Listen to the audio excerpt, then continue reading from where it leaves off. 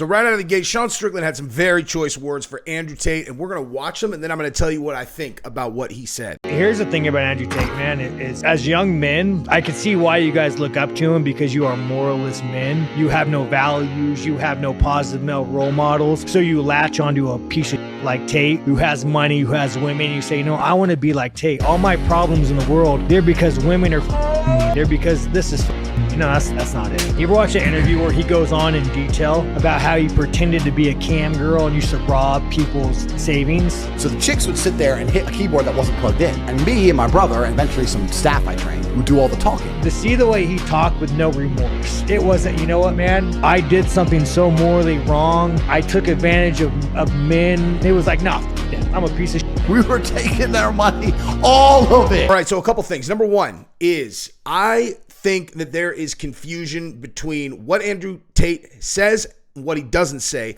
And I think some of the stuff that Sean Strickland says about Andrew Tate is right on the money and some of it is not, okay? And so let's take it from the top, okay? First thing he said is that a lot of people latch on to Andrew Tate because they have no morals, they have no backbone, they have no purpose. And so they see a guy like Andrew Tate, and he's got all the girls, he's got all the money, and they're like, oh my God, what a stud. That's 100% true. That's 100% true. And it's done intentionally by Andrew Tate. But what's important to take from that and then into the next set of assumptions that you're going to make is what you're saying that his messages to those guys accurate, right? Like right now, is what he's saying that your problems are due to girls. Like these girls, they're ruining your life and that you should use them like, dog meat or whatever. Like, I don't hear Andrew Tate saying that stuff, at least not anymore. What I hear Andrew Tate talking about now sounds like you need to be disciplined. You need to go work. If you want to do something special with your life, you need to set goals. You need to make those things happen and you need to chase them. He sounds like he has a very positive message now. Now, that said, let's go to the other side of what Sean Strickland said, which has to do with Andrew Tate bragging about pretending to be pretending to be these cam girls and just like draining the bank accounts of these lonely men that he's now speaking to in a different way and trying to motivate. Like, that's 100% true. And that is despicable, dude. Like, straight up. Here's the thing, dude. If you can't acknowledge that Andrew Tate going online and telling a girl that he is in love with her and that she should move to Romania so that they can be together and by themselves and blah, blah, blah, knowing that what he's actually going to do is then spring it on her that she's one of many girls, that he's going to keep her broke, he's going to keep her in a house, and then he's going to make her do cam work. The way I ended up camming like this is Gabrielle told me that we were in love, and I moved to Austin, Texas, and as soon as I got here, she was like, get your punk ass on cam. The only way that you're going to get any money from me is if your subscriber base goes up, bitch. I'm trying to get paid. It's the only way she'll give me money. So just subscribe. If you can't acknowledge that that is insanely wrong, crazy, crazy, crazy wrong, then we can't have an objective conversation about Andrew Tate. Okay? Because out of one side of my mouth, I'm telling you that I think his message now is strong. He is delivering, like, because he does have the ear of a lot of young men. That is just a fact. And when he says you need to set a goal, you need to do the work in order to reach and attain that goal, that is a good message to have. Okay? But if you go back 5-6 years and you listen to him talk about, tricking girls in the most disgusting way possible, that's a very different thing. So saying that you like his message now and you disagree with his message then doesn't make you some kind of hypocrite. He's not my neighbor. He's not my best friend. He's a guy who says things online. You know what I mean? Like that. Andrew Tate's a person who says things online. He's a person that people watch. They don't know him. People don't know this guy. He is just a person. He's a face on the screen. They don't know him. Okay? The reason he's important is because so many people watch him. Simple as that. And so when he's saying, all right, check this out, man. He's like, so I'll make a girl fall in love with me. And then I get her to move to Romania. And then as soon as she's here, I'm like, hey, bitch, I have an idea. How about you tell daddy what you were doing in the last 2 weeks? Because I've been hearing some real nasty things about you. What? I didn't do anything. He's laughing to his yeah, I'm breaking her down. I almost sound evil, but I'm not. because I'm going to make money with this girl. Then I'm going to steal half that money. It's like, okay, yeah, that's not a good message, dude. I don't know this guy. He doesn't know my daughters. He's just a person talking online. So like, yeah, if he says stuff like that, I'm like, this guy is a piece of shit, you know? But if when he's online, he's telling people positive things, then I'm like, good. I hope as many people listen to that message as possible. It's like, you know what I mean? So I don't think that Andrew Tate is saying that girls are the problem with anyone. I just think that he has historically used girls as objects and been relatively predatory towards girls back then. Sounds like now, not so much. I don't know. Anyway, so that's what that is. Those are my thoughts on that. I think that what should happen is that obviously Sean Strickland and Andrew Tate should fight. I think Sean Strickland should set a date. He should go out to Romania and they should spar. I think they should spar, you know. Not sure how Andrew Tate would do given that Sean Strickland just dismantled Israel Adesanya, since Israel Adesanya would beat the living piss out of Andrew Tate in a kickboxing match. So, you know, I would certainly put my money on Sean Strickland in that fight. But that's what I think should happen. So next up, let's show this clip of Eric Nicksick talking about Sean Strickland's girl's influence on him. I mean, she was the MVP, to be honest with you. You know, like she deserved a lot of this credit because, you know, I said, you know, publicly that, and I told her right after the win, you know, I gave her a big old hug and I was like, you know, you showed him it's okay to love and to be loved. And you've provided him an opportunity to open his heart, you know, to be coached, to be coachable. She's changed that man's life, you know, and she's not going to make him soft. He's still rough around the edges. It's still Sean, but it's a slow burn, man. It's a slow process. Now, what can we take from that video? Why did I put that video right behind that video, right? Is because I think that Sean Strickland has a new appreciation for the ladies because he's got a good girl in his life. Now, why did I want to talk about this in this video? Very simple, dude. I am a firm believer that people like us, any of you watching this video, Sean Strickland, Andrew Tate even, and anybody who is wired for combat like all of us, needs a good girl in their life. Or at the very least, having a good girl in your life will be a very positive influence on your life. Because guys are destructive, self-destructive, outwardly destructive. Like, we're not, you know what I mean? It's like, dude, a lot of energy, a lot of things that need to get channeled this direction. A girl softens you up. I have a wife. I've got 3 daughters. You know, the 3 daughters, I have to protect these little tiny girls. I have to, you know, be a worthy thing. Like, Gabrielle's an angel. She could have had any guy that she wanted in the entire world. There's no dude that wouldn't want her as their wife. Bottom line. She's the best wife in the world. It doesn't even make sense that she still looks so good, dude. Like, she looks better now than she did when she was 22. And you just want to be a person that's like, I want to, like, if she was with another guy, she would be how she is with me with another guy. You know what I mean? And it's like, I just want to be like worthy of that. I don't, you know, does that make sense? It's like if I'm just some piece of shit that doesn't deserve her, then, you know what I mean? It just makes you want to be a better version of yourself. It's important to have a good girl. Now, here's the thing. If you have a bad girl, it could be the worst shit ever for you. The absolute worst shit ever. The worst shit ever. It could be the fucking worst thing ever. Destructive to your career. Destructive to everything that you want to do.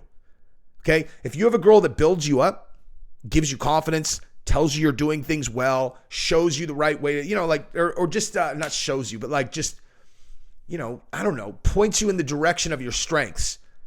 That's a good thing. A girl who is a vampire for your energy, sucks it all out of you, who wants from you. Instead of wants to elevate you, wants to like take things from you. That is poison. Absolute sheer poison. And it looks like Sean got a good girl. And he's a roughneck dude, man. A lot rougher than I was, man. You know, a lot rougher than I was when I met Gabrielle. I mean, I was a roughneck dude. He's much worse. And she's smoothing him out, and now he's a world champion. And everybody on his team is saying, not in small part due to her, I think. Now let's hear from Sean Strickland's best friend, Chris Curtis. Let's hear from racist Sean Strickland's best friend, Chris Curtis, black, what he says about this idea that Izzy was just off that night. You know, he just couldn't. It was just off. You know, it's not like Sean beat Izzy. It's that Izzy beat himself, you know? Let's hear what Chris Curtis thinks about that thought. That was the same Izzy. Here's the thing, guys. Okay. If you watch Sean spar anybody, it goes very similar to that. Especially like we've been chilling, like it's like 7 years now. I've seen him fight a bunch of people, like spar a bunch of people. You can get better fighting against Sean, but every time someone has their first like rounds with Sean, it goes exactly this way, where people are like, "What the hell is going on?" So to everybody's like, "Oh, Izzy looked off." I've seen this 1,000 times. Like Sean's that you can get better at fighting him, but when you initially run into him, you are just confused because I always laugh. Everything he does is like on paper wrong. Like you're just like, it's not the way you're supposed to move. But like he moves weird, he throws weird. He goes from like he kung fu blocks. He shuts like he's really good at shutting down the things you're supposed to be good at. But you hear at one point Izzy say, "I can't find my jab." It's hard to find your jab against Sean because he creates so much random traffic with his jab. Or when you start jabbing, he's parrying weird, he's kung fu blocking. In most combat sports, especially like kickboxing, boxing, everything's predated off of what? Your jab, right? Everything sets up with your jab. So when he just takes that away from you, you're like, no, it's not there. You can't out-jab Sean. Like, he's going to win that battle. He's either going to counter you or just make your jab pointless. So I've seen people have this same, like, what the hell's going on every time they spar Sean at first. So honestly, I don't have a lot to add to this because, like I said, I have no experience sparring with Sean. I have no experience with any of that. But what I do have experience with is watching a lot of Israel Adesanya game tape. I've seen him fight a million times. I am a super fan. I'm a nerd. I have an MMA YouTube channel. I watch these fights religiously. I do, like, this is the thing, dude. I feel like I should just state this because I don't do a lot of fight breakdowns. But if people mistake that for me not being good at fight breakdowns, that would be a drastic miscalculation. I am very good at breaking down fights. Now, I obviously got this one completely wrong along with everybody else.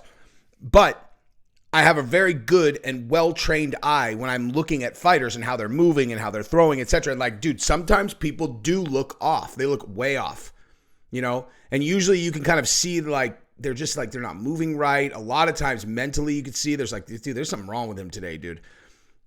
I saw none of that with Izzy. I mean, obviously he looked shook towards the end of the fight, and then he looked broken in the fifth, you know, which is, again, why I do want to see this rematch. I want to see this, the more I think about it, the more I want to see this rematch because I really want to see if Izzy can rise.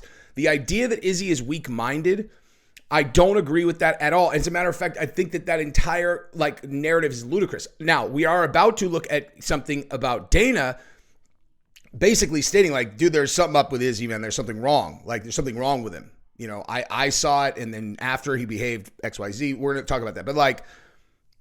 But dude, the guy lost to Alex Pereira 3 times, and then he came out and starched him in the most heroic performance I've ever seen. Like, come on, dude. You can't say this guy's weak-minded. You can't. I don't agree. And so I also think that every time someone says that, you're taking credit away from Sean where credit is due. Sean has done more hours sparring than probably any person in the UFC with the same amount of experience. It's like he spars so much, dude. If you spend that amount of time doing anything, you're going to get very, very good at it. Now, I will say that sparring standing up is different than on the ground grappling, okay? Like, so... And I mean this as a credit to Sean. Like when you look at the best grapplers in the world, right? Like the best, or let's just go jiu-jitsu, the best jiu-jitsu guys in the world. If what you do is you spend every single day sparring all day long, and that's what you do, right? And people tell you new techniques. They tell you how to refine your technique, and you're like, I'll figure it out, you know, like, and you spar all the time, every single day. Dude, the world-class guys are going to work you, dude. They just are. They just are. The technique is too important in jiu-jitsu, and that has been proven time and time again. Just putting in hours, if you're not putting in smart hours and you're not working on refining technique, is not going to lead to good results. Stand-up can be different, obviously. Stand-up is a more simple game. It just is, dude. Like, that's not any kind of knock on stand-up versus the ground game. It's like, dude, can you figure out a way to hit your opponent without getting hit? I mean, that's it, dude. It's literally that simple. And, you could say like, well, grappling, you're just trying to, take some, get on top of a person and then, find a way to isolate a limb and then break it. Or like, you're just, all you're trying to do is just get your arm around their neck so you can choke them. It's like, okay, yeah, but like, it's obviously not that simple. Okay. Well, there's only so many ways to throw a punch. There's only so many ways to throw a kick, and there's only so many ways to block. There's only so many ways to parry. And like, bottom line is, if you figure out something that works for you and you practice it, and you bring in 1 million different people who try 1 million different things, and you refine your skill set in this one very simple discipline, then clearly you could become the best in the world at it, which I don't think anyone can argue that Sean is the best in the world at it now, after he went with whoever everybody thought was the best in the world and he beat the fucking brakes off of him. So I don't like that fucking talk track. It actually pisses me off now where everyone's, Izzy just beat himself. Why are you saying that? Now, moving right along, this is Dana talking again about the experience he had with Izzy after the fight. And there's something up with him, dude. Like that. And it might be, you know what? I'm gonna let him talk, and then I'm gonna tell you what I think it is. All right. So let's watch this first. Were you surprised that Israel Adesanya didn't speak at the press conference? He came in, said something, and then dipped. Yeah. So I asked him. I told you guys that night. I asked him in the octagon. I said, "You okay?" He said, "I'll talk to you later." I bumped into him in the back, and he told me about as much as he told you. So, yeah, it was strange. Different plan for this. But again, life throws curveballs at you. Thank you. Win or lose, I wasn't going to say much anyway, but right now, I lost tonight to the better man on the night. And I just want to go with people, be with people who care about me, my team. Now, I want to make perfectly clear as I talk about this, like, I am not a guy who's tap dancing on Izzy's grave. That is not what I'm doing here at all. I think that this is the most interesting part of the fight game. And I talked about this on my live stream the other day about why I want to see Izzy, rematch. I want to see if he can rise back from this, because that, you watch that. Okay, so Dana immediately asked Izzy in the octagon, hey, are you all right? Now, we have discussed this, that in my opinion, Dana was very upset after the fight. And I think it's because Izzy guaranteed victory and then he lost, right? I think that Dana seems to be in a much better mood now. Now, that might have to do with the merger that they just did with WWE or whatever, but I also think it has a lot to do with the fact that I think they tripped over their dicks and landed on $1 million again, right? They think, oh, Sean Strickland, this guy's just a total live wire. They didn't realize it's like, dude, he's Nate Diaz. This guy's Nate Diaz, except now he's got the belt, dude. He's an anti-hero. Like, he is the guy. People love him. People love Sean Strickland. I don't think that when Strickland fights again, I think the numbers are going to be bananas good. I think they're going to be incredible. I think when he fights Izzy again, they're going to be really good. Right? Like really, really, really good. And the release number. So so apparently Izzy made $3.5 million for the fight. Sean made $1.3 million for the fight, which is fucking awesome, dude. But he's going to make a hell of a lot more on the rematch. A hell of a lot more on the rematch. And so, I mean, again, dude, like, Izzy has been an incredible champion. I would love to see him fight again, especially when you listen to what Chris Curtis said. Chris Curtis said when people first go up against Sean Strickland, they just can't figure him out. He takes away their jab and, so on and so forth. Let Izzy game plan for this guy and let's see what he's got. But I think what we're looking at is I think Izzy got broken in the octagon for the first time. I think he was humiliated that he lost to Sean Strickland. And I think he honestly did not even know how to do the thing that he does, right? When he lost, like, there was no scene prepared in the movie that is the Israel Adesanya movie to cope with losing that fight like that, Now, I would say to him, what's the best scene in the movie is when the guy rises from the ashes. I don't think he was in the ashes in the Alex Pereira stuff. He was considered the better fighter. This is how you rise from the ashes. This right here. This is how you rise from the ashes. Come back from that fight and win. I mean, I don't think he will. I think Sean's going to win again, but that's what it is. And then the last clip that I wanted to show you guys is about Sean Strickland talking about Khamzat in the gym. And this is very notable. Very notable. Watch. Fuck me up on the ground. And the guy's fucking crazy. Like he believes in himself so much. Chimaev is not me. Chimaev's not going to be an egotistical fuckhead. Chimaev's going to do what he does, and he wrestles. He, like, everybody to him is a fucking... There's a video of me, like, asking him to go light on people, and everybody to him, dude, is a fucking punching bag. You could be like, Chimaev, this guy is, like, 3 fights, dude. He's new. He's a fucking 55er. Don't hurt him. And Chimaev's like, I understand. Training with that intensity, I respect that. Do I need to add anything to that?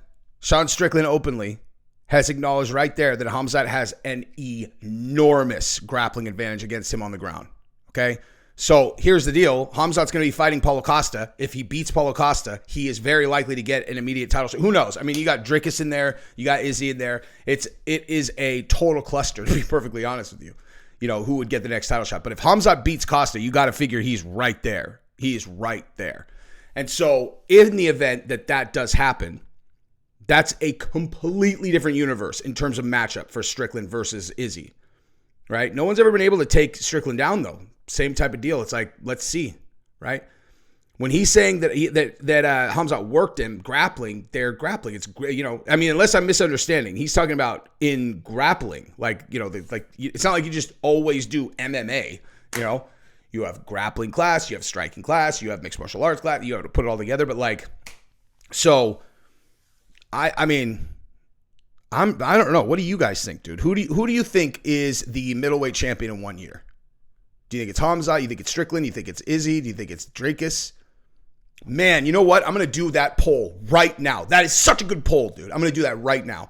Anyway, that is what I've got. I've been talking for a long time. I love you guys. Thank you for the continued support. Subscribe to the channel so Gabrielle doesn't beat me up. I love you guys. Bye.